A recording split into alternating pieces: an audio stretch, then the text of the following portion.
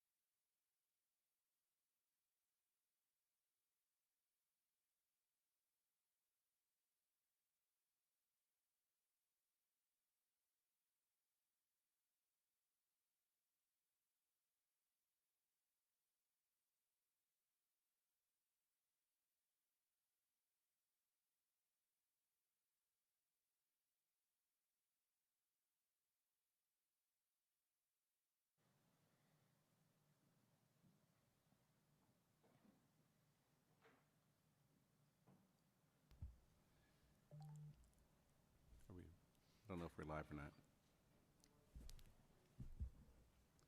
Would you mind, Jonathan, asking? Oh, we're good? Okay, good deal. All right, thank you. So thank everyone for actively participating. And for those viewing online, sorry for the minor interruption. Evidently, we're having network issues here locally, but the IT team took care of them in short order. So we're going to continue with with our agenda here.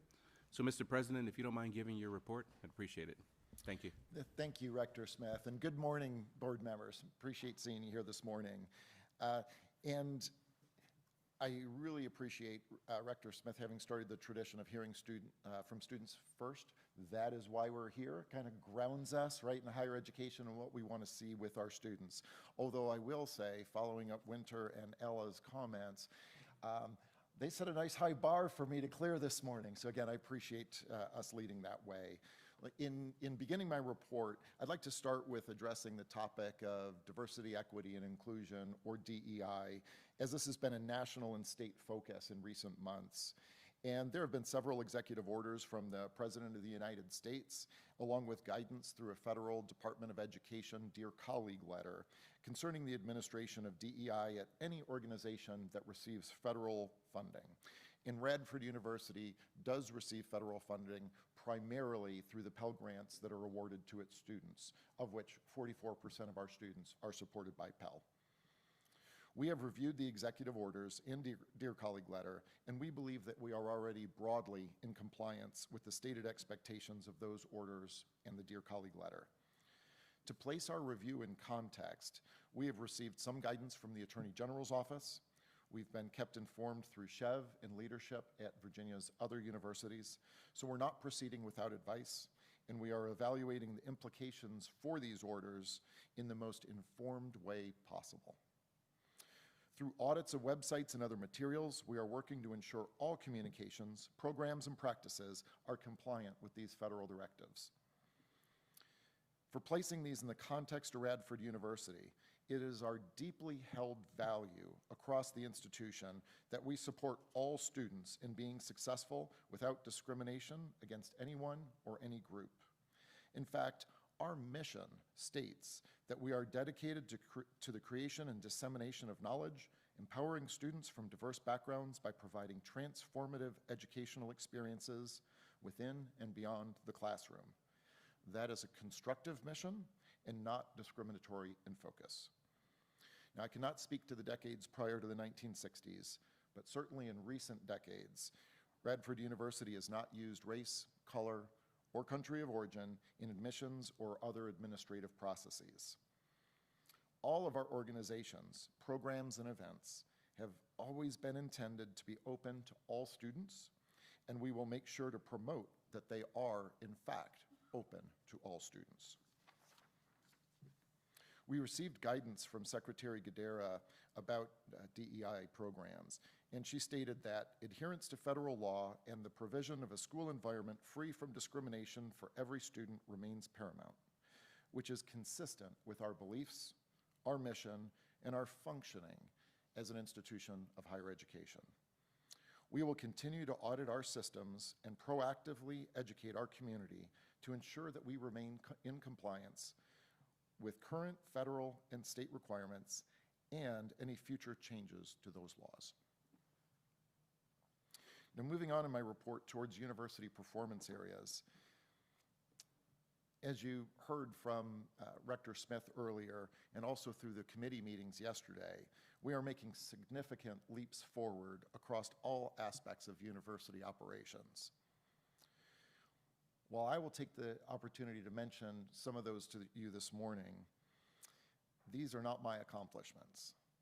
It is through work of a great leadership team, down through every employee across this remarkable institution that have done the work to make those accomplishments possible. And they deserve to feel incredibly proud of what they have accomplished to elevate our students. I want to extend my personal appreciation to all Highlander employees for making these achievements possible. Now, in previous board meetings, I've told you that the best predictor of enrollment for the fall semester that we have is student deposits. At this point last year, we were ahead by 24% in freshman deposits over the previous year. Again, our year-over-year increase from last year is up another 22% in freshman deposits. And that's compounding then the increase over fall 2023. So again, there's always a caveat that we don't know exactly how many students we'll have until they're seated at their desks in the fall semester, but I'm confident that this is the second straight year where new freshman enrollment is in a sharp upward increase. In fact, at this week's Highlander Day, which is the opportunity for prospective students to visit Radford University, it's Radford University's largest ever event, so big in fact that we had to cap enrollment at the event. And now we have to direct additional families to come at future weekends. That's a good problem to have. And it's not just numbers of students. Our honors applications are also up, way up in fact, showing an improvement in the quality of our applications as well. We're up 52% on our honors applications. So many applicants, in fact, for honors, we've had to freeze further admissions to honors program. Another good problem to have. We've also made really strong progress in our retention and graduation rates. Undergraduates were retained for spring 25 or graduated in fall 24 at a rate of 94%, which is the university's highest rate since 2019. And just this last week, we learned that rates of employment of Radford University graduates are soaring. From the First Destination survey, of all undergraduate and graduate students that graduated from 2024, our total placement of students into their work environment or professional school was 93.36%. Therefore, graduates seeking employment dropped to just 6.64% 6 months after graduation. Those are great numbers, and they appear to be another new record for the university. So it's these high-quality academic programs that we have, the close relationships between our students and our faculty members, and access to impactful work-based learning. They appear to be making a difference. So the Strategic Planning Committee continues its work towards its goal of presenting a complete draft for the board at its quarterly meeting in September. Our second community touch point occurred over this past week during some town halls, which included a look at the draft mission, vision, and core values of the institution. Later in our agenda, co-chairs Angela Joyner and Sharon Roger Hepburn will share additional details on the committee's progress. As Rector Smith had mentioned earlier, and as did Winter and Ella, this was the 25th year of Radford University's Advocacy Day, which remains one of the longest student-led advocacy events among Virginia public institutions. 55 individuals attended, which included staff, faculty, and most importantly, students, and that occurred in Richmond in January 29th and 30th. What was really nice about this year's program is we actually had a visit from Governor Glenn Youngkin during our visit, and he not only spent about a half hour with us, which was an incredible investment of his time, he opened it up to questions from the students, and our students rightfully peppered him with questions, and it was a great exchange. We really appreciate his time. So we appreciate everybody's participation in Advocacy Day. Lisa Gadati will provide a more detailed overview of state and federal government relations shortly in our agenda. And I do want to state to the board and those that are listening in that we're really appreciative of the partnership that we have with our state delegation, which includes Senator Hackworth, Senator Suderline, Delegate Ballard, and Delegate Rizul. Stemming from our advocacy this spring, we are establishing a Center for Rural Health Sciences in Roanoke. We're preparing to consolidate operations into a single health sciences academic facility for which the state budget includes detailed planning funds. And we intend to establish this center in this facility to address health disparities across rural regions of Virginia. Radford University will become the first public institution with a dedicated center focused on the improvement of rural health conditions and outcomes. This center will recruit students from rural Virginia, have its clinical placements and internships focused in rural Virginia, with the goal then of recruiting and keeping these talented graduates as providers in these locations. And this center will be more than a Radford-only facility. It's our intention to invite other universities with programs and health disciplines that we do not have, to invite them to partner with us and also focus opportunities for students in rural areas. That is the way we're going to help close gaps in rural healthcare. So for a few athletics updates, when we met in February 26th and we updated you at the budget workshop, we did announce that we would be opting in to the proposed settlement for the House versus NCAA class action settlement. And among other changes, this will provide the athletics program with the flexibility to share revenues directly with our student athletes, starting in the 2025-26 academic year. In opting into the House settlements, Radford University will need to comply with NCAA mandated roster size limits, which would mean a total decrease of about 27 roster spots, or 27 students, from this year's totals. That said, we can easily offset this loss with a targeted increase in roster spots on several of our other teams, including men's and women's cross country, women's indoor and outdoor track and field, and women's lacrosse. The terms of the House settlement should be finalized on April 7th, which is the date of its final hearing. On Sunday, we officially welcomed Zach Chu, the 9th coach in Radford's men's basketball history, and he begins a modern, data-driven philosophy of building a successful basketball program at Radford University. And his past coaches, in unison, seemingly of a single voice, indicated that he has not only the tactical and analytical skills needed to help players excel on both offense and defense, but he's also an effective teacher and relationship builder who will connect with future Highlanders. Sounds like he's going to be a great fit for our community. I'll leave other points of pride in athletics to Committee Chair Smith during his Student Affairs and Athletics Committee report. A couple of brief leadership updates. The College of Humanities and Behavioral Sciences has reached the finalist phase of its search for a new dean. 2 candidates were in this past week. 2 more candidates are being interviewed next week. Similarly, the College of Visual and Performing Arts is bringing in its candidates for finalists, and they're going to be occurring, or interviews will be occurring next Thursday through April 10th. Just this past Thursday, Radford University hosted the 2nd annual Future of Talent Summit at the Artist Center, which brought together local economic organizations, business leaders, local governments, and higher education institutions to shape the regional workforce strategies for Southwest Virginia. This year's summit theme, Turning Data into Action, highlighted the role that data analytics plays in shaping collaborative workforce development strategies, especially those aimed at attracting and retaining top talent in our region. Last year's Future of Talent Summit was held in the Roanoke Valley, and this year's summit was held in the New River Valley to spotlight the region's performance as one of the fastest growing economies in the Commonwealth. This summit came to our campus thanks to the efforts of Vice President Joyner and Nicole Hare of the Economic Development and Corporate Education Division.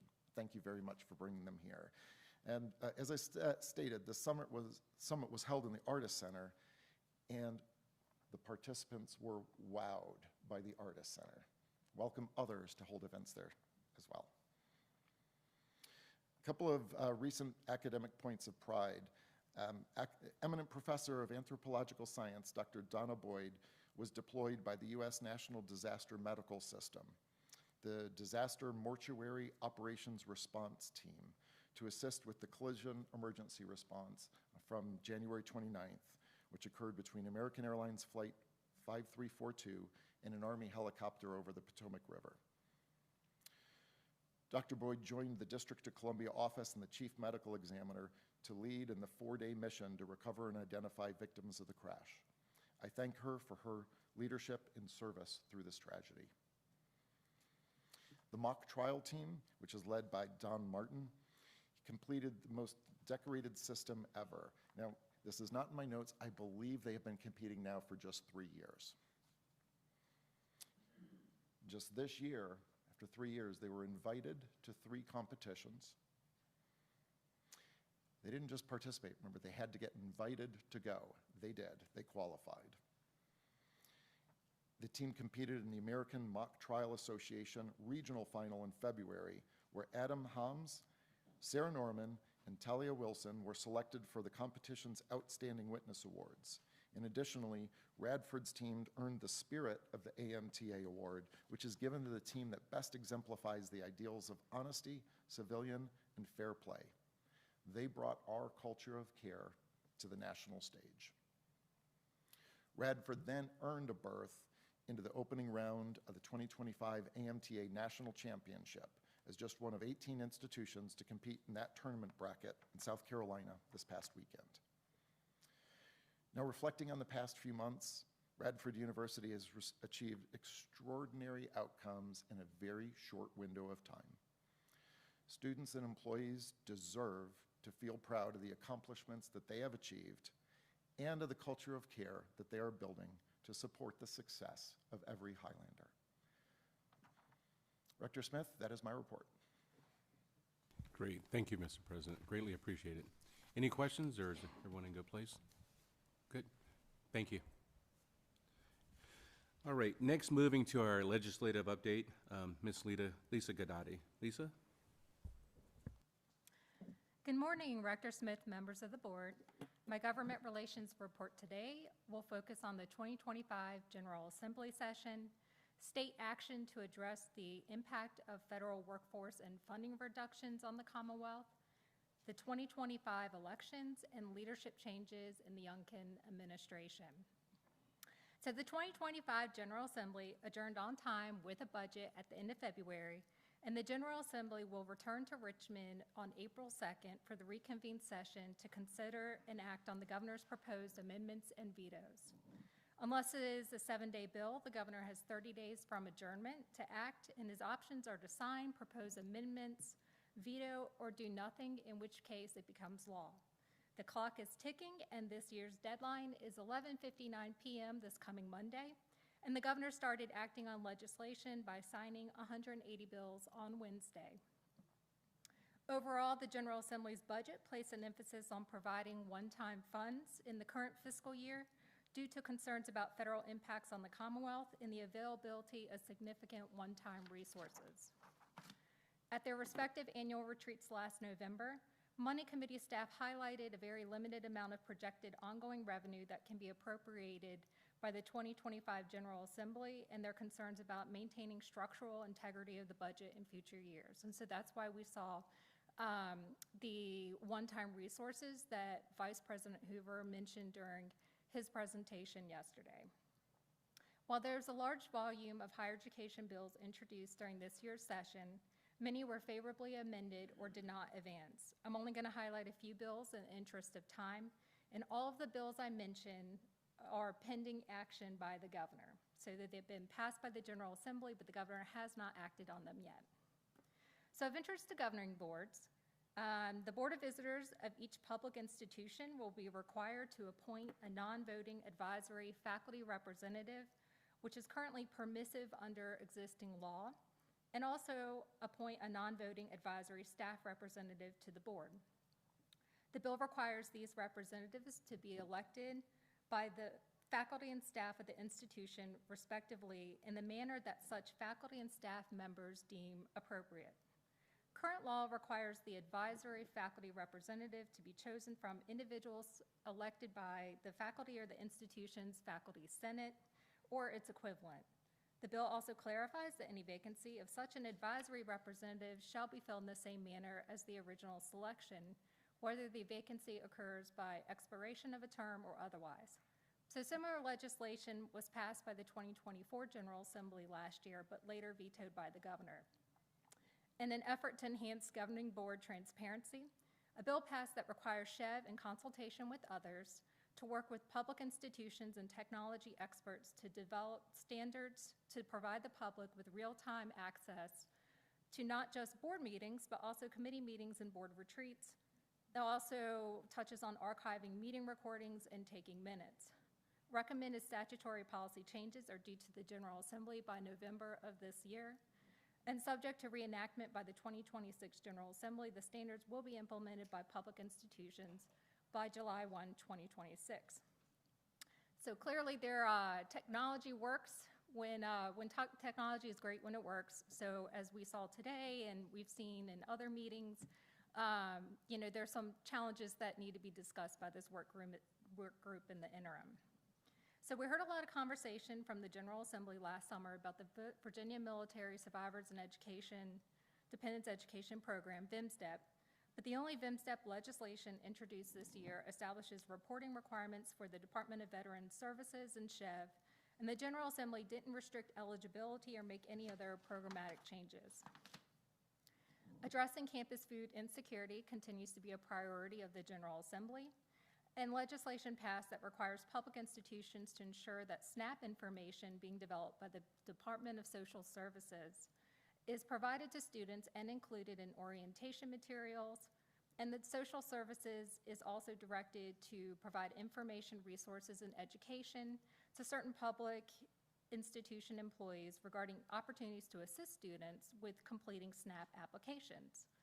In addition, legislation passed this year that establishes the Hunger-Free Campus Food Pantry Grant Program to address student food insecurity, which will be managed by SHEV and allow institutions to apply for grants to be used to support on-campus efforts and initiatives to eliminate food insecurity through the maintenance and operation of campus food pantries. A modest amount of funding for this program was included in the General Assembly's budget. So turning to academic affairs, workforce development, the Virginia Community College System, SHEV, the Board of Nursing, and representatives from associate degree granting public institutions that offer nursing programs are directed to develop a common curriculum for practical nursing programs by July 1, 2026. The common curriculum will align with degree requirements for registered nursing programs and be transferable to every single RN program. In addition, public and private institutions with nursing programs may be consulted and voluntarily participate in a transfer agreement.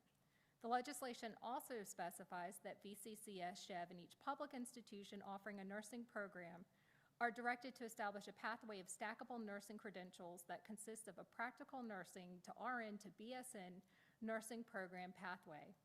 VCCS is required to submit a progress report to the Education Committee chairs by the beginning of December. Looking at student well-being, resident assistants in student housing facilities at public institutions are required to complete training in the administration of an opioid antagonist to any student or employee who's believed to be experiencing or about to experience a life-threatening opioid overdose. The bill requires public institutions to adopt policies and procedures relating to the requirements of the legislation. During yesterday's Student Affairs and Athletics Committee meeting, you heard from the SHEV student reps, Meredith and Abby, and they touched on student mental health recommendations and specifically mentioned pressures on student athletes. Every coach of an intercollegiate athletics program at a public institution is now required to participate in mental health first aid training or a similar program within 1 year of the commencement of his or her duties. Currently, RAs are the only other campus constituency required to complete this training. Campus safety. In response to the 2022 UVA campus shooting, there's been legislation introduced each year to narrow the weapons on campus exemption. Last year's legislation passed the General Assembly but was later vetoed by Governor Youngkin, and the bill patrons tweaked the language introduced this year to address concerns mentioned by the governor in his veto explanation. The legislation permits the governing board of a public institution to adopt a policy prohibiting the carrying of any firearm or ammunition within any building owned or operated by the institution. The policy may include security measures that are designed to reasonably prevent unauthorized access to buildings that are open to the public, such as metal detectors and increased use of security personnel. However, certain activities are exempted from this policy, including ROTC programs and NCAA or club sports teams that use firearms. I enjoyed seeing many of you in Richmond during this year's legislative session and appreciate you taking the time to participate in Advocacy Day activities. In recognition of this year's Advocacy Day, Delegate Ballard introduced a committee resolution in honor of the 25th anniversary.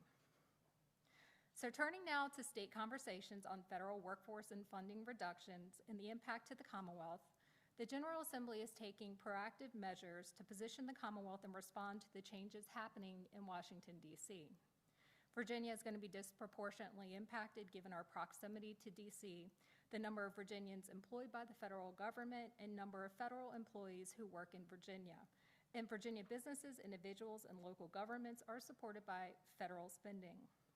Any contraction of federal spending and the workforce reductions will have an impact on state revenues. The state budget has a reliance on personal income and sales tax, and 1/3 of the state budget is supported by federal funding. So Speaker Scott formed a bipartisan emergency committee last month to study the possible fallout of significant federal funding cuts and federal workforce reductions. The Emergency Committee on Impacts of the Federal Workforce and Funding Reductions held its inaugural meeting at the end of February and will hold meetings around the state this spring and summer to hear from local officials, state agencies, businesses, nonprofits, and impacted communities. The next meeting is scheduled for early April. Earlier this month, Senator Lucas, chair of the Senate Finance and Appropriations Committee, appointed a bipartisan special subcommittee on federal impacts to resources. The first meeting will take place on April 2nd, and additional details will be available soon. So potentially returning to Richmond. The General Assembly's enrolled budget includes several measures in response to federal changes that trigger different actions if certain conditions are met. This includes reporting requirements for the Tax Department and Department of Planning and Budget, directing the governor to submit a budget bill to the General Assembly, and establishes a process for the governor and General Assembly to respond to potential reductions in federal grant revenues. It also directs the governor to consult with the General Assembly leadership regarding the need to call the General Assembly into special session if these certain conditions are met. A special session must be convened by the governor or a supermajority of the General Assembly. However, the General Assembly adjourned at the end of February with a provision to reconvene if needed by adopting a procedural resolution that expands the scope of the 2024 Special Session 1 that convened last year and never adjourned.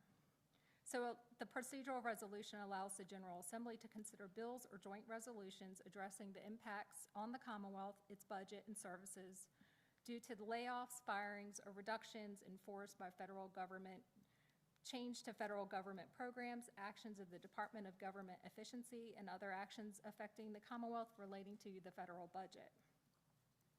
Turning now to the 2025 elections, all 100 House seats and statewide offices are on the ballot this year. The Senate is not up for re-election until 2027. At this point, we've had 3 House members announce that they will not be running for re-election in November, including Jed Arnold, a Radford University alumnus.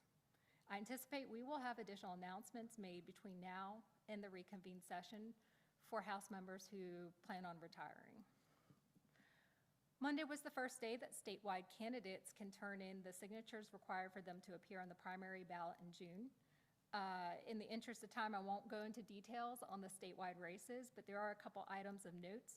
So the race for governor is a little spicier. Former Congresswoman Abigail Spanberger is the only Democrat at this time. There were rumors earlier this year, though, that Congressman Bobby Scott would enter the race. He has not. And 2 Republican candidates threw their hats in the ring over the last few weeks, including former State Senator Amanda Chase and former Delegate Dave LaRock, in addition to Lieutenant Governor Winsome Earl Sears. Republicans and Democrats have a crowded field of candidates for lieutenant governor. At this point, there are 3 Republicans, 7 Democrats, and 1 independent running. The Attorney General race has the Attorney General Mieres running for re-election, and then former Delegate Jay Jones, who was the Democratic candidate for AG in 2021, as well as Henrico Commonwealth's Attorney Shannon Taylor, trying to secure the Democratic nomination for the primary ballot. I'll note both the Democratic Party of Virginia and Republican Party of Virginia will have new leadership later this year. The DPV chair announced her retirement earlier this year, and the RPV chair was nominated by President Trump to serve as the Assistant Secretary of the Air Force. There's always transition in the fourth and final year of Virginia's gubernatorial administrations, and there have been several changes in the governor's office since my report to you in December. 2 cabinet members are headed to Washington to work in the Trump administration. Secretary of Natural and Historic Resources, Travis Voiles, now serves as the Assistant Deputy Administrator of the EPA. And Secretary of Public Safety and Homeland Security, Terry Cole, has been nominated to be the DEA Administrator. Former Deputy Secretary of Education Nicholas Kent departed last month after being nominated to serve as the Undersecretary at the U.S. Department of Education. And Assistant Secretary Zach Jacobs was promoted to Deputy Secretary. It was announced on Friday that Superintendent of Public Instruction Lisa Coons would be departing, and Deputy Secretary of Education Emily Ann Gullickson is now serving as the Acting Superintendent of the Virginia Department of Education. So in good news, in talking about student engagement, Radford University had 3 students interning at the General Assembly this year. 2 participated as part of the university's Government Relations Internship Program, and they interned with Delegate Jason Ballard and Delegate Sam Razul. And then a 3rd student secured an internship with Senator Tammy Mulcahy. General Assembly internships are a valuable experience for students, and we established the Government Relations Internship Program last year, so students have the opportunity to experience the legislative process firsthand, develop professional contacts, and learn critical skills for future career opportunities in public service, politics, government relations, and policy work. I look forward to expanding these opportunities in future years as resources are available. This concludes my report, and I would be happy to answer any questions. Any questions? Very thorough update. Thank you very much for that. Thank you. Okay, next I'd like to move into the strategic plan 2026 through 2031 update presented by Dr. Angela Joyner and Dr. Sharon Roger Hepburn.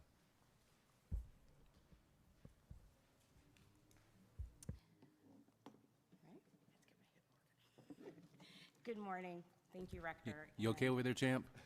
It's You need to. called hip replacement. We're glad to help you with that in about 20 minutes. Good morning, and we are pleased to share with you our update and report on the strategic plan. If it will move forward.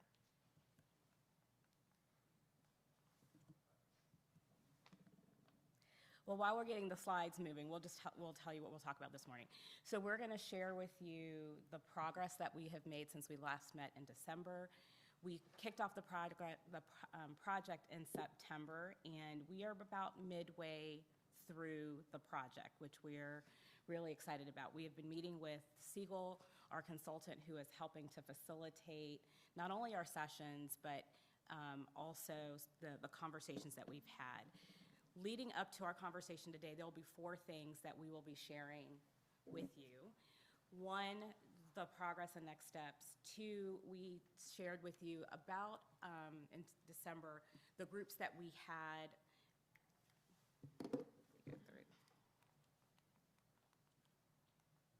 There we go. We will share with you the groups that we had back in November, I think it was, where we had over 2,500 responses. So we're going to share with you some of the common themes that we heard from that, which has informed not only the strategies and the works that we're going on right now, but also serving as a foundation for the mission and vision. We will share with you the draft mission and vision, as well as a draft of the core values, and welcome both your input and your feedback this morning as we continue to move forward through the process. So I'll hand it over to Sharon, who'll take you through the first part, and I'll tag team back in for the second half of our update. Yeah, okay. As Angela said, we've been working with the full committee in the various subgroups, academic achievement, student success, administrative excellence, and external partners. And I'd really like to give a shout out to the full committee. They worked extremely hard over the fall semester into the spring semester, gathering information, discussing a number of issues, and working with a number of those initial assumptions that we were provided in particular, that we will continue and remain to be a strong regional state institution, that who we serve and how we serve them is going to remain the same, and that our resources will remain, and enrollment will remain consistent and dependable. We've also have the assumption that we'll continue our community outreach and that we will not seek to change our university status. So what we've been doing the last several months, actually, is to take all that information and, as Angela said, sort of come up with some of the common themes that we see throughout all of the subgroups and things that keep coming up. And so here are at least some of them. Effective communication and teamwork are critical for success. The need to ensure individuals exceed their goals and achieve lifelong or long-term success. Inclusivity is fundamental across all groups, ensuring everyone feels valued, represented, and has equal opportunities to succeed. We saw a common theme to create environments where all individuals and groups thrive, to use evidence to guide and inform improvements in academics, administration, and community impact, enhance academic programs, community partnerships, and improve administrative processes. And one of the ones that isn't up here, but we keep seeing it being repeated over and over again, that we're sort of considering whether it should be its own separate pillar of the strategic plan, and that is culture. Promote a culture of care built on trust, responsibility, and adaptability. So while we've been working on that, we've also been beginning to draft a strategic mission statement, the vision, and then the core values. And what we're going to show you now is a draft, and I do stress draft. We created the initial mission statements and vision with a small group, small subset of the whole committee, and then we brought it before a wide group of constituents from the SGA, the executive committees of all three of the university senates, council of chairs, cabinet, leadership. We had 2 town halls earlier this week to reach a wider university audience and to get feedback sort of on all steps here. And with that in mind, these are drafts. We have not fully revised all of the drafts yet based on comments because we're trying to get everybody's together and then make some things. This is our current mission statement, and I'm not going to read it to you. This is what we currently have as our mission statement. And here's the draft of what we're working on. As many of you know, we were, one of the charges that was given to us was to keep these short, and we've endeavored to do that. So the current draft of the mission statement is Radford University empowers lifelong success through inclusive education, innovation, and collaboration. We foster personal growth, professional development, and community impact while building strong partnerships and addressing societal needs. We do envision that the mission statements and shorter, sort of pithier versions will live together. And so we have right now 2 options for a shorter statement. Radford University, empower brighter futures, build stronger communities. And then Radford University, empower, learn, connect, thrive. And we started off with 4 options and we're down to 2, and I will say that we've really worked hard on sort of the wording of these. Empower resonated with all of the constituents that we worked with and talked to, and so empower is in both of those options. We've gone back and forth whether it should be brighter, brighter, and strong or stronger, whether option 2 should have 3 words or 4 words.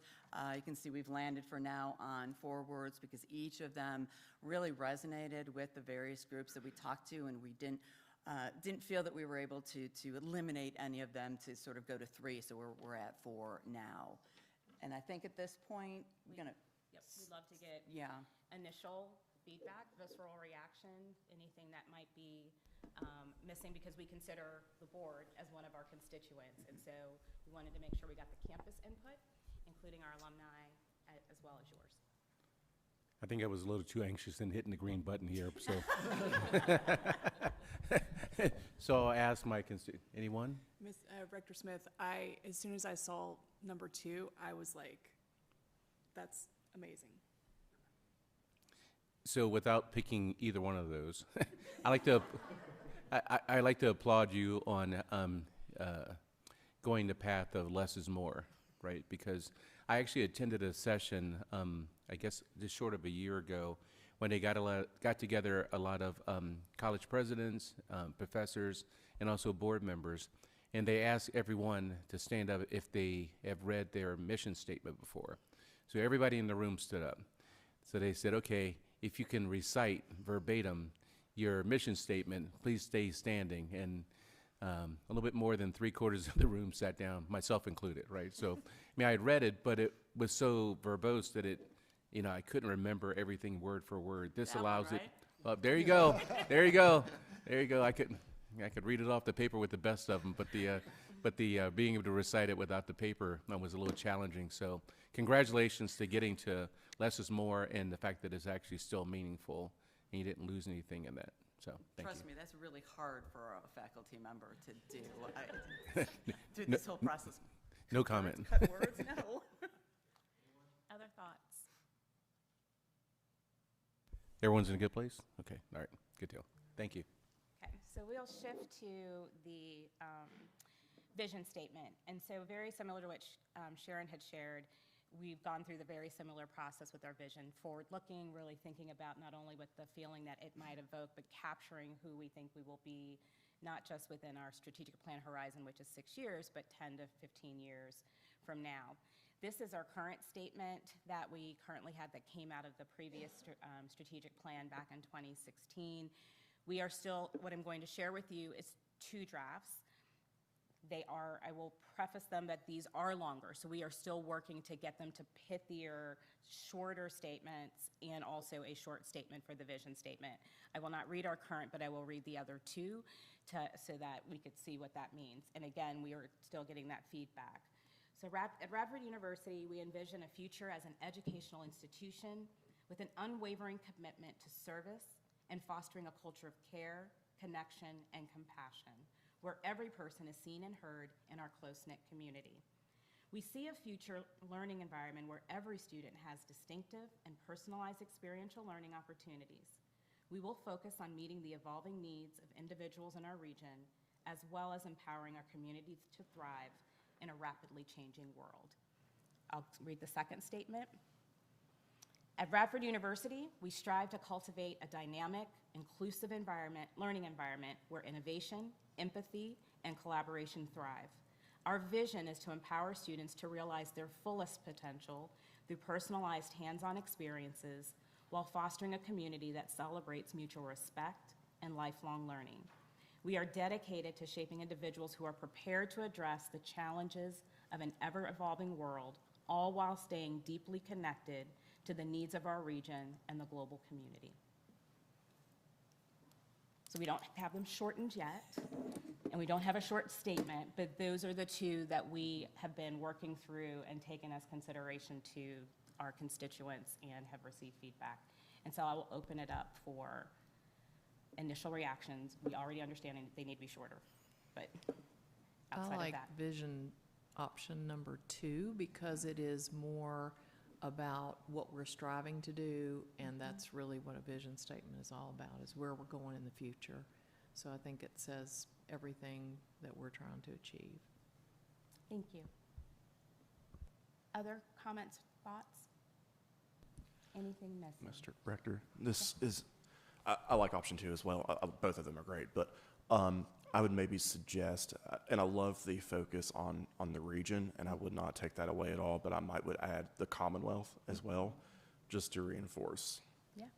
the need that we're meeting across the state. Thank you.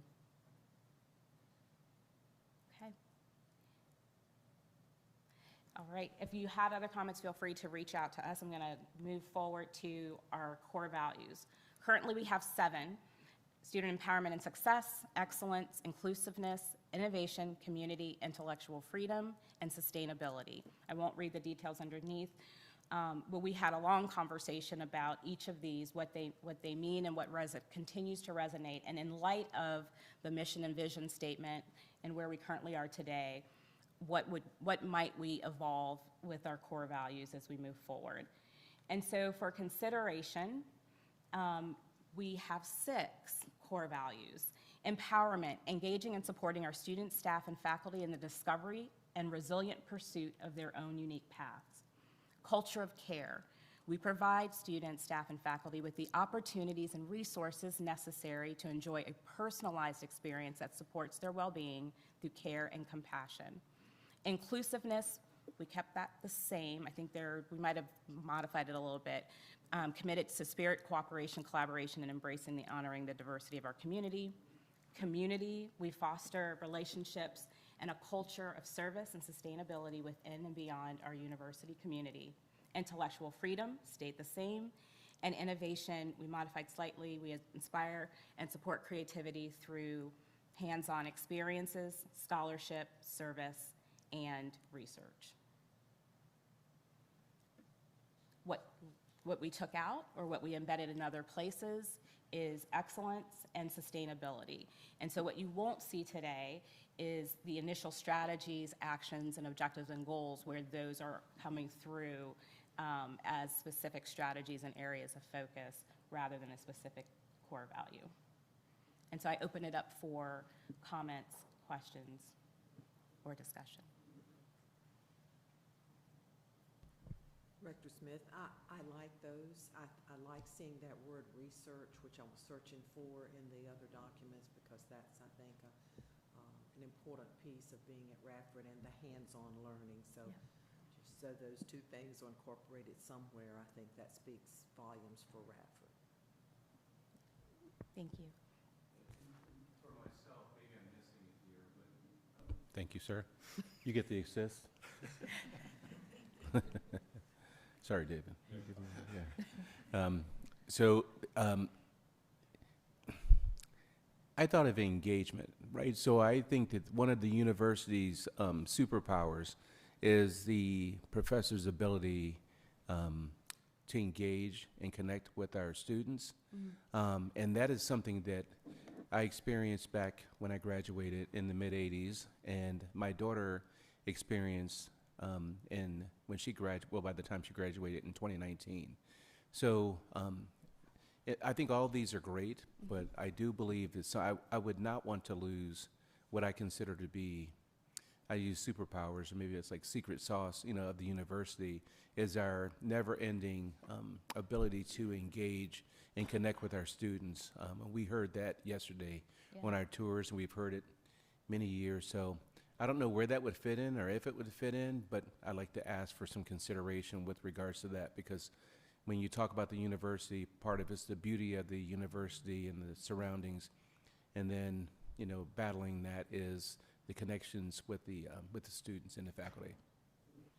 Thank you. And we'll take that into consideration. We know it's popping up in the 4 groups. It's in this, I think it's alluded to in some of the mission and vision, but as we consider both the core values and some of the focal areas, which we'll continue to share, we'll take that into consideration, because that is true. Rector Smith, to your point, if I could, just in my reading, I think his point almost goes to culture of care, if that's helpful. Thank you. Other thoughts? Okay.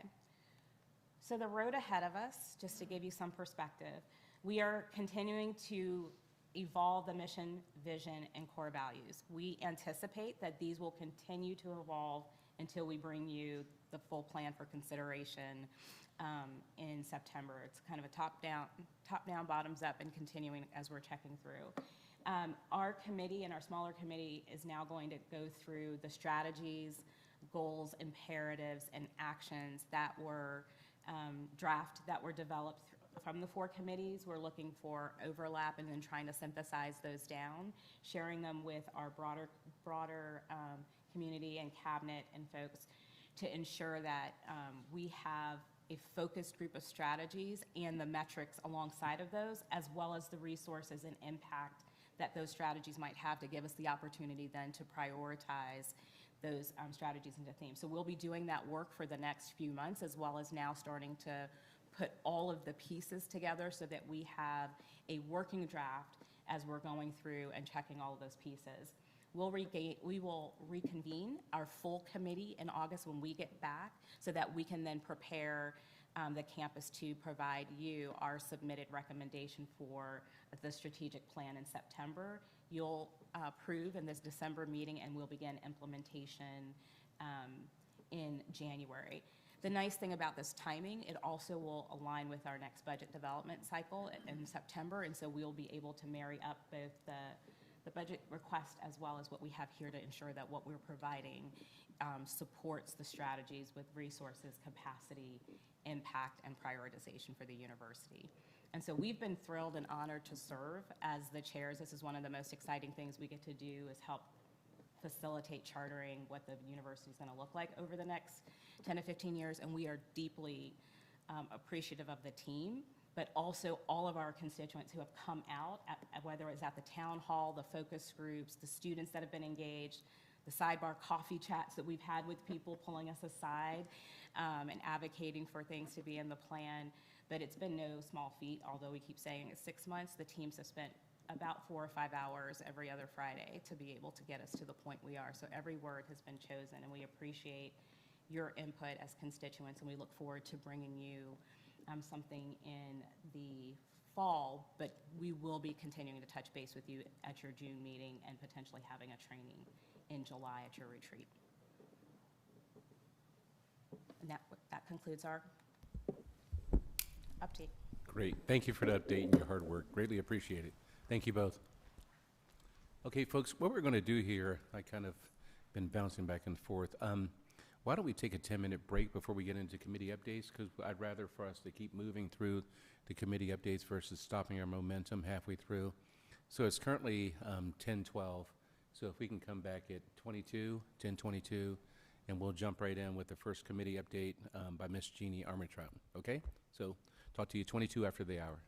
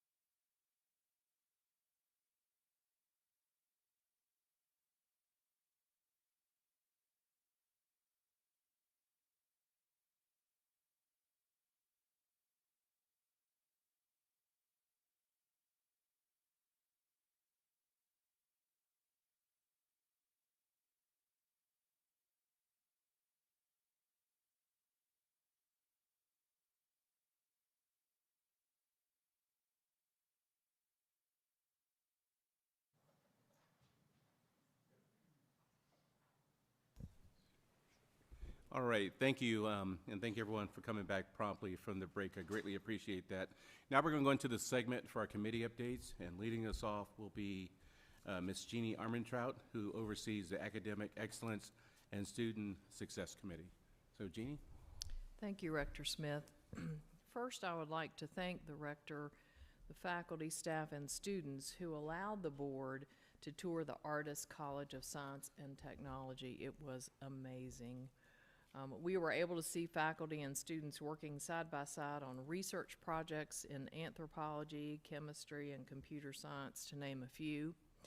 This undergraduate research is actually at graduate level and launches our students into great career opportunities. Our committee heard progress from Provost Usher on our strategic plan. All of our metrics are positive and continue to trend in a positive direction, and we have a strong culture of continuous improvement. Our faculty continue to receive awards for scholarly activities and research. I want to highlight a few of our metrics. Our new College of Nursing students achieved a 94% NCLEX pass rate. 81% of our 2024 seniors engaged in experiential learning, which is a focus for us. 93.3% of our 2024 graduates were employed in grad school or in the military post-graduation. We had a 3 to 6% increase in passing grades from 100 and 200 level courses, which is a focus for us for retention of our freshmen. Our first time in college retention from fall to spring increased to 91%. To highlight a few accomplishments, we successfully launched Tartan Transfer with 8 Virginia community colleges. We have increased the number of degree pathways on the Virginia Transfer Portal, and we are the second highest in the state. Academic Affairs is recommending an increase in our credit cap from 15 to 18 credits. This actually helps students gain credit for research and internships, and the university will be absorbing the cost. Dr. Matt Close updated us on significant work on the efforts to improve our general education curriculum, and we anticipate full approval by the end of this semester. Radford is on track to plan a new health science education center in Roanoke, and we will hire an executive director for this center and an executive director for online education. We were notified of promotion of 36 faculty. We also heard a faculty senate update from Dr. Matt Close. We are bringing forth 2 items for the board.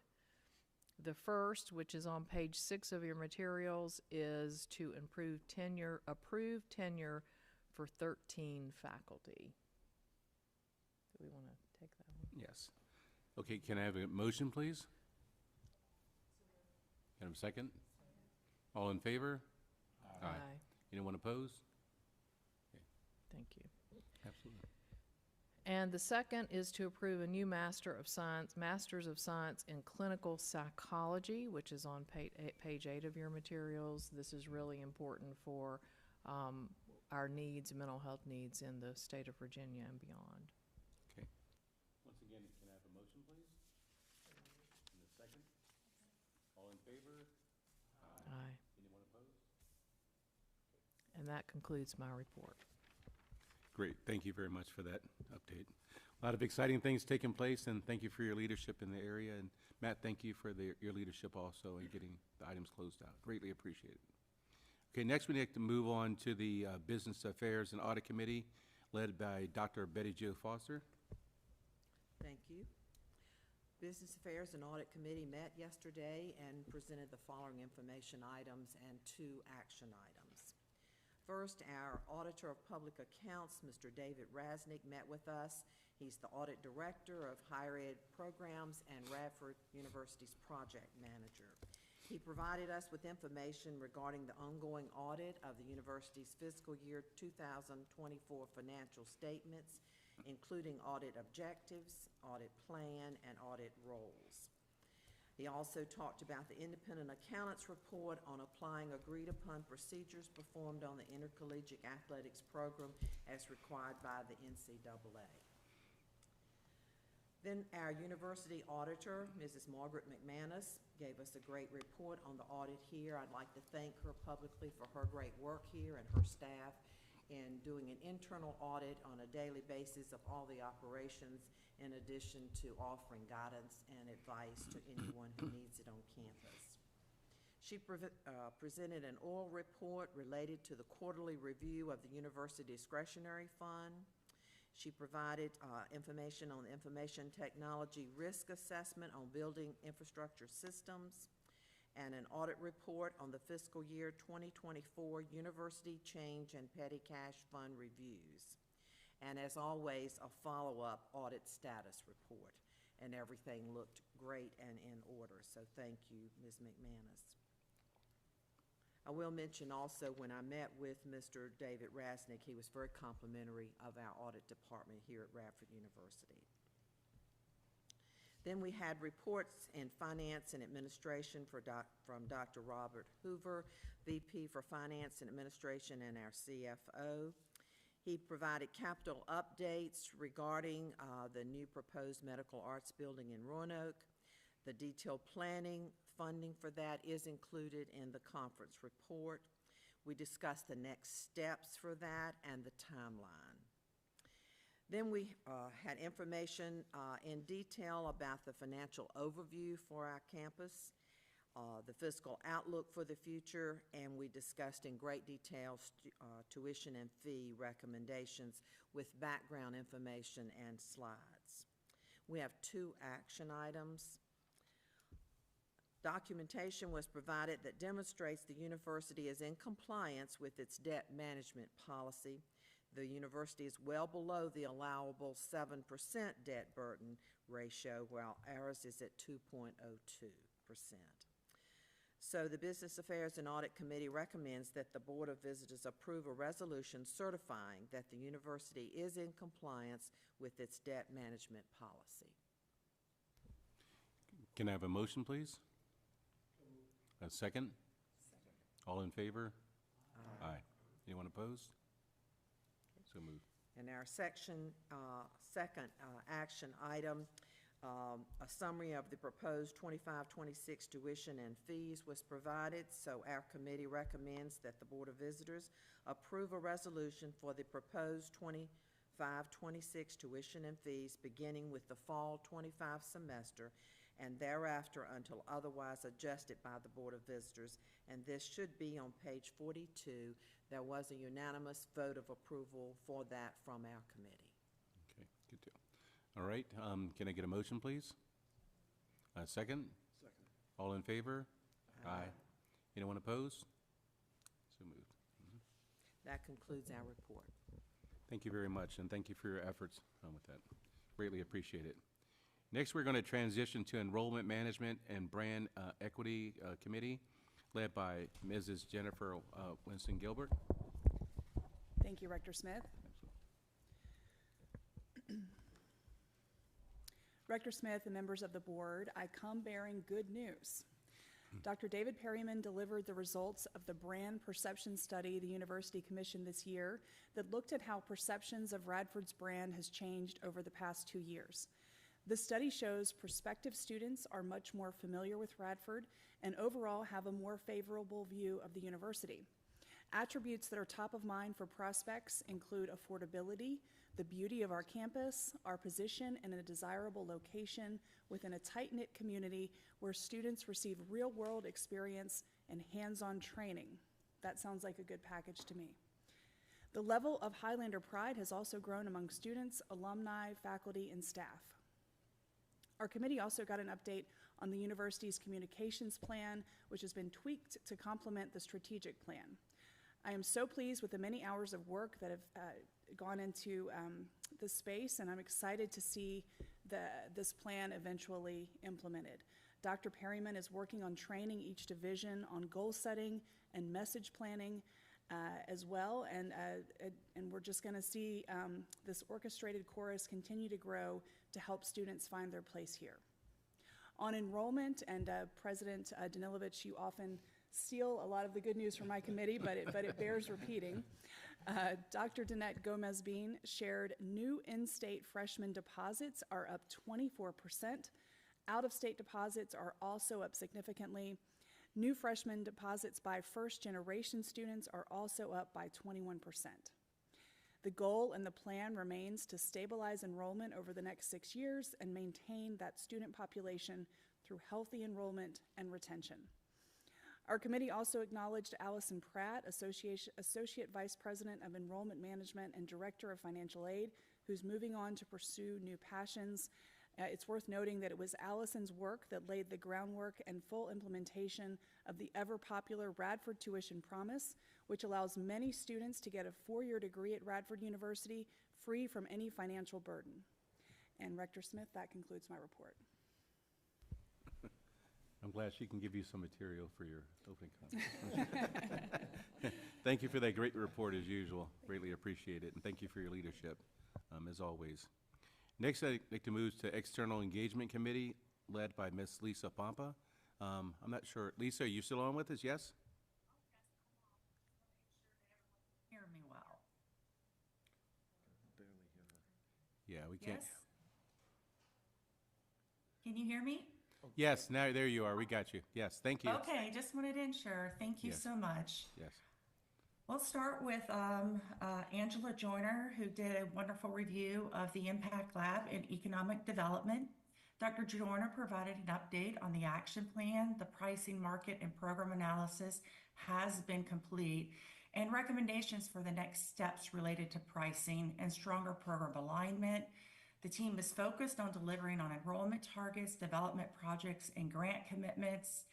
And I think one of the important highlights of yesterday's presentation was Dr. Joyner shared that the impact credit-bearing offerings will now transition to academic affairs, and the non-credit courses will remain with economic development and corporate education division. And I think that allows them to be more intentional and laser focused on meeting the needs of the workforce community. She provided an update on economic development. The certification center at the hub was launched in February 15th, and the center welcomed its first 15 guests to date. The team has begun working on the IT and cybersecurity talent connector program with a recruitment event planned in April 24th of 25 at the hub, and they're collaborating with Radford University, Virginia Tech, and the New River Community College. And this helps students connect with employers in the region. CoWorks at the hub is set to launch in April, providing a dynamic workspace for professionals and entrepreneurs, students, and faculty, offering various membership plans and amenities. And clearly working so diligently on those ongoing partnership efforts that led to increased work-based learning opportunities, faculty speaking engagements, and new collaborative projects. They'll be working on the Health Science Talent Summit and the 2025 Regional Talent Summit coming up at Radford University. Moving to advancement and alumni relations. Ms. Penny White gave a wonderful overview, first starting with the important fact that as of February 28th, we have reached our goal for this fiscal year with a $7.5 million having been secured. And for those who aren't aware or remember, $6 million is our goal. And much of this is coming off the success of the Together campaign. Rad 48 was launched noon February 4th and closed February 6th, and had a wonderful, successful athletic crowdfunding campaign of more than $160,000 raised, with almost 1,300 donors represented. Moving forward, I think it was really great to hear what Alumni Relations and Advancement is doing around shifting and pivoting how we can be successful, not just 5 years down the road, but 10. A gap analysis was completed, and it's helping drive this new strategy and focus around donor growth and retention, volunteer cultivation. Really important is the young alumni engagement, which we have a significant gap around, athletic fundraising, and planned giving.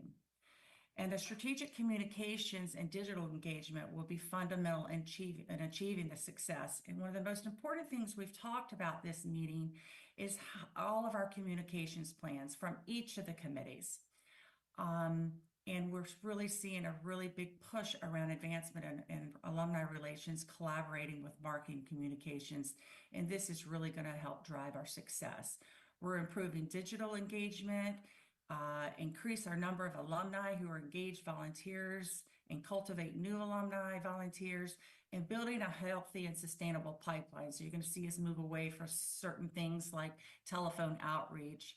We're hiring a digital experience coordinator. We're really going to focus on young alumni, and you see Penny really aligning advancement with alumni relations and how they can leverage and work together for success. Continuing the athletic fundraising, we have Huron and GG&A will be completed that draft case statement. So there's going to start being some engagement, and we will look forward to an update coming at the June meeting. And gift planning, we've documented 3.6 million, which is the second highest amount documented in the past 7 years. And they're continuing planning around the postcard campaign. Updating the word mark for Society 1910, and redesign the gift planning website, which will be launched in April. And last but not least, and I guess I should have started with this based on how things are going today, was our student spotlight. Lauren Griffin, a senior cybersecurity major in criminal justice. How wonderful to hear from her. She is a superstar. And I think what resonates here is she's taking advantage of 2 alumni scholarships, one of them from an alumni who graduated from Radford 93 years ago. So that concludes my report, and I need to thank, before I conclude, Joanne for stepping in as chair. She did an amazing job, and I appreciate all the support of the committee. Thank you. Thank you, Lisa. And once again, thank you for dialing in this morning. Greatly appreciate it.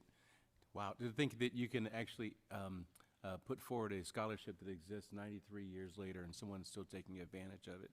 I guess it's aspirational for me anyway. Yeah, so thank you again, Lisa. Greatly appreciate the update. Next, I'd like to move on to Student Affairs and Athletics Committee, led by Mr. David Smith. So David, if you would, please. Thank you, Rector Smith. Good morning.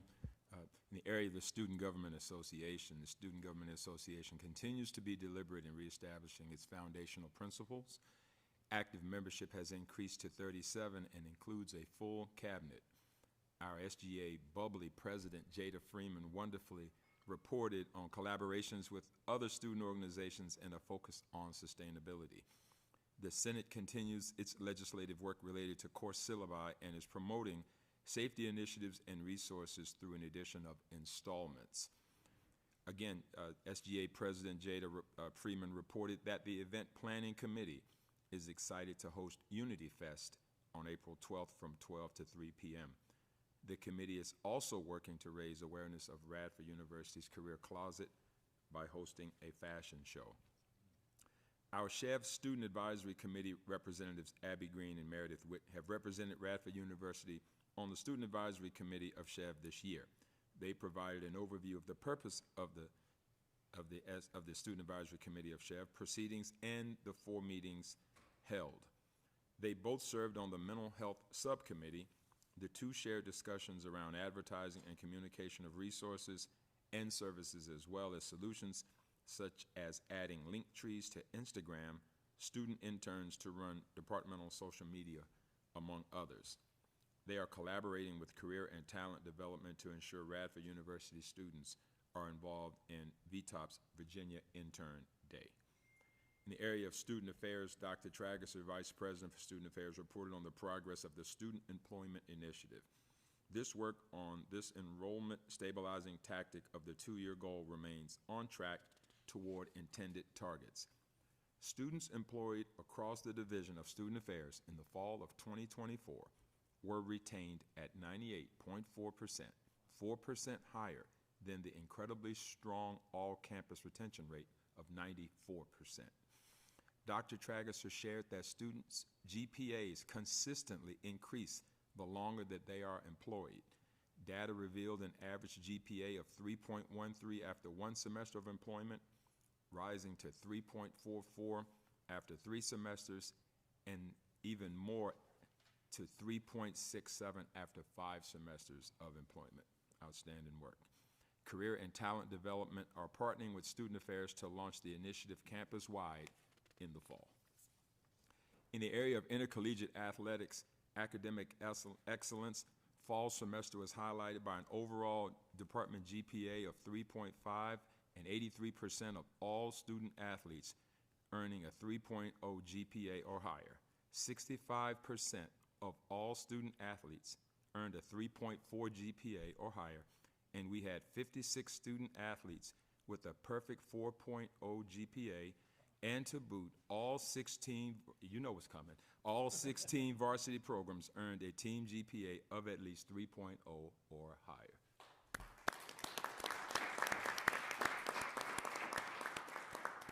Outstanding work. Unfortunately, our men's tennis program this year had to cancel their 2025 spring competition season for men's tennis due to the limited number of players available. There have been numerous injuries, and athletics currently only has 3 active players, and Robert Lindenberg talked about the fact that he's hoping that that will change, obviously, as we move into the fall of this year. In an area of enhanced mental health and wellness, the athletics department has teamed up with The Zone, an app-based program to give all student athletes, coaches, and staff additional resources to foster personal and athletic growth. The NCAA college landscape is ever-changing, and in our world, athletics has opted into the House settlement, as the president spoke to earlier, and will now have the opportunity to participate in additional benefits that come with it, including revenue share and additional scholarship support. In the area of competitive excellence, our women's indoor track and field finished 4th overall as a team, and Jayla Hamrick was the Big South champion in the 400 meters. Our men's basketball program finished the season with a 20-13 overall record and 9-7 in the Big South. Darius Nichols, our outstanding head coach, has accepted a new role at LaSalle, and we certainly wish Darius all the best. He was an absolute pillar of our community, and he was successful for us for 4 years, and we certainly wish him nothing but the best. And our women's basketball program this year had a 14-17 overall record and a 10-6 in the Big South play, and they finished 3rd in the league. Our ninth men's basketball coach, Zach Chu, was introduced this week. As he was introduced in his introductory press conference, he indicated he has strong ties to the NBA and will bring a new approach to Radford basketball, so there's an exciting time all around campus as we move forward. In the area of resource development, update on all external revenue streams, including sponsorship revenue of $401,250. Currently in the full year 25 fund drive, Radford Athletics has raised a total of $1.1 million through 1,391 donors. As we've heard earlier, Rad 48 was indeed a big success with over $160,000 raised from 1,275 donors, a 43% increase of donors from the previous year. Athletics was also able to secure a gift from all 50 states. And as we close this out, important dates and initiatives. We speak to this every year. The Radford Athletics Red and White Gala will be held on April 25th here at the Dedman Center. We encourage everyone to participate. This committee appreciates and values the tireless work and accomplishments of Dr. Trageser in Student Affairs and Robert Lindenberg in Athletics. Rector Smith, this concludes my report. Great. Thank you for another solid report. Greatly appreciate the update. Now moving on, the report on the Radford University Foundation. Ms. Joanne Craig, please.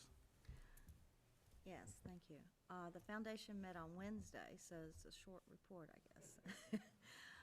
Copies of the 24-25 annual report should be in your packet.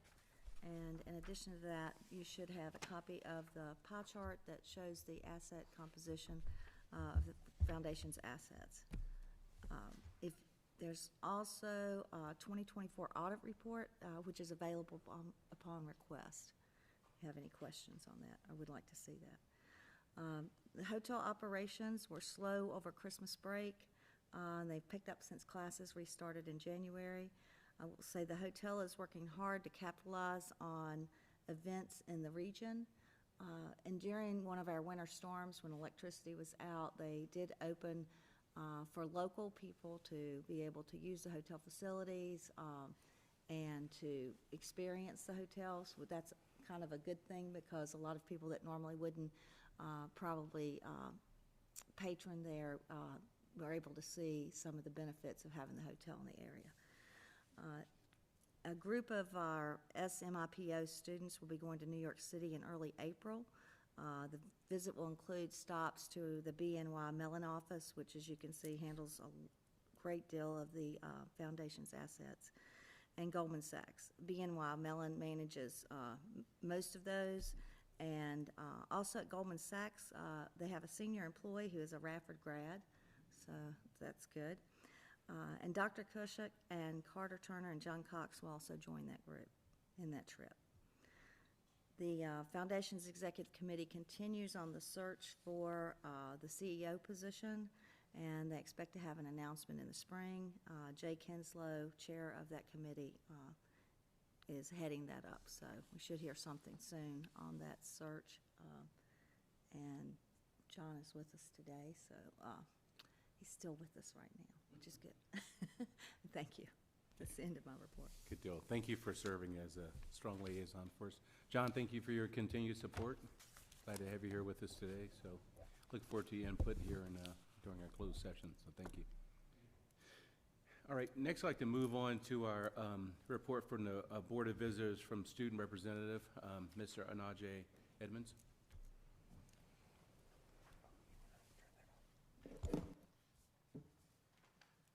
Hello, everybody. Happy to see you all again today. So, as you all know, I'm continuing my partnership with working with Student Affairs.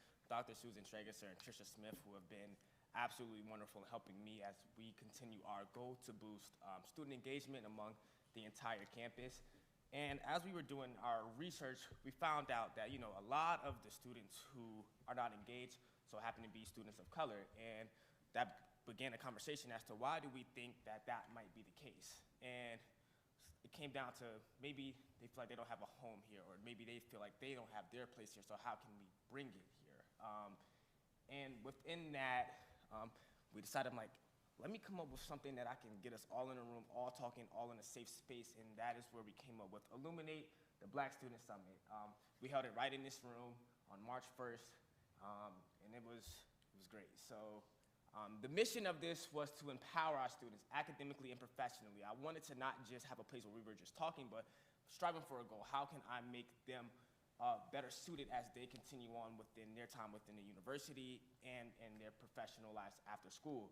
I wanted to provide them with tools and skills and to properly network, focus on their mental health, work on their financial literacy, and adapt to any different circumstances that life may put them in, whether it is professionally or personally. And then also just to create a safe space of dialogue and cultural celebration.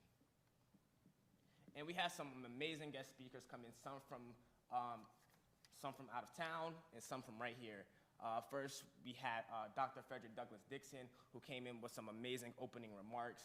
Xavier Duckett, who's a Roanoke entrepreneur who talked about some financial literacy. Dr. Vanessa Goodar, who is a psychology professor at Hampton University. Dr. Iris Good Middleton, who happens to be my mother, who talked about that. If you see, that's a little picture of me in that slide when I was very young. So, who just talked about adaptability, being able to be authentically yourself, even in different environments and circumstances. And Sharon Henry Smith, our new Associate Dean of Students, who talked about networking and had us working on our elevator pitches and everything. It was great. And the highlights of this was, I would say, Dr. Angela Joyner as our keynote speaker, hearing her story and her discussing all of those topics and wrapping all in one was just super amazing. I thank you again for your time, and you are a true inspiration, so thank you.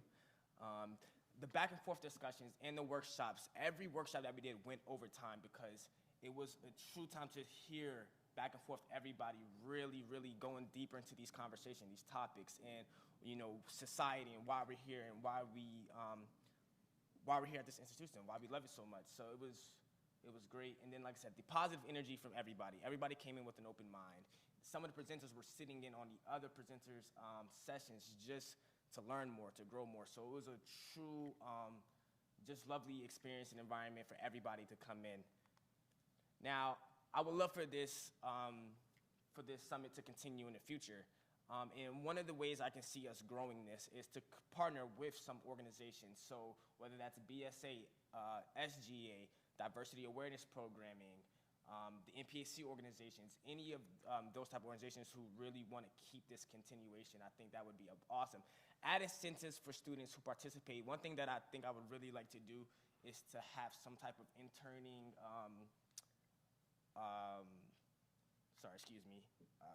opportunity there to have us come in, give them the opportunity to at least maybe interview for an internship, anything like that that would give students an incentive for coming and to hopefully help them out in the future. And then I got to talk at William Fleming High School in Roanoke, and it was really insightful to see that a lot of the things that they are wondering about, we kind of discussed at that high school. And you know, they were asking us questions, and I'm like, oh my goodness, I have an event that's going to talk about all of this. And it made me think, like, you know, what if we broadened our horizons and invited those maybe seniors, giving them a little bit of a college experience. So it was just something to think about that I thought would be really cool to open our doors up to invite maybe even younger students, or maybe even students from other campuses potentially. So yeah, so I thank you for your time. And if you have any questions, I'm more than willing to answer them. Any questions? Anjay, what was your participation in the event as far as the students? Did you have as many as you thought you would participate? So we didn't get exactly the number we wanted, but the students who did come were highly engaged, and they told me that, like, they had a great time. Great. Thank you. What a masterful response. What a masterful response. You ought to go in sales. I know you're a wonderful dancer from what I understand. Any other questions? Good deal. Thank you for serving as your leadership position there. Thank you for that. All right, so next, I'd like to propose that we move into closed session. So, Vice Rector, if you would, please. I move that the Board of Visitors of Radford University convene in closed session pursuant to Section 2.2-3711A, items 1, 2, and 8, under the Virginia Freedom of Information Act for the discussion of personnel matters, more specifically related to the President's employment agreement and performance plan, the discussion of scholastic records, more specifically interviews of student representative candidates, and for consultation with legal counsel. Do I have a second? All in favor? Aye. Thank you. We're in closed session now.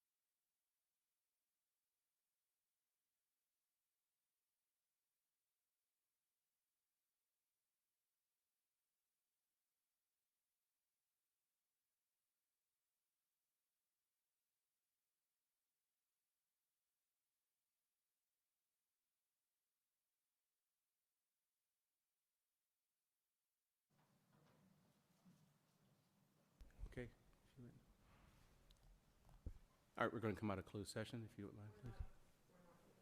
Oh.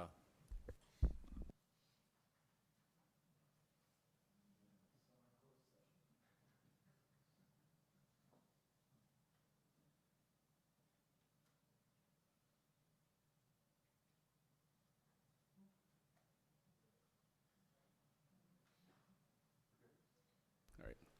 Good deal. Okay, we're going to come out of closed session, if you would, please. Mr. Rector, I move the following resolution. Whereas the Board of Visitors of Radford University is convened a closed session on this date pursuant to an affirmative recorded vote and in accordance with the provisions of the Virginia Freedom of Information Act, and whereas section of the Code of Virginia requires a certification by this board that such closed meeting was conducted in conformity with Virginia law, now therefore be it resolved that the board certifies that, to the best of each member's knowledge, only public business matters lawfully exempted from open meeting requirements under this chapter were discussed in the closed meeting to which this certification resolution applies, and only such public business matters as were identified in the motion by which the closed session was convened were heard, discussed, or considered by the board. And I guess I need to call for a second, right? A second, please? All in favor? Okay. We need a roll call? Aye.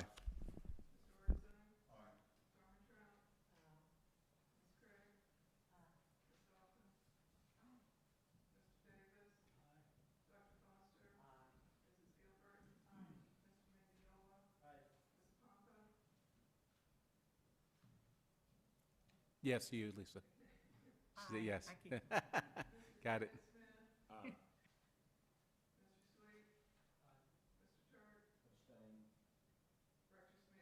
Aye.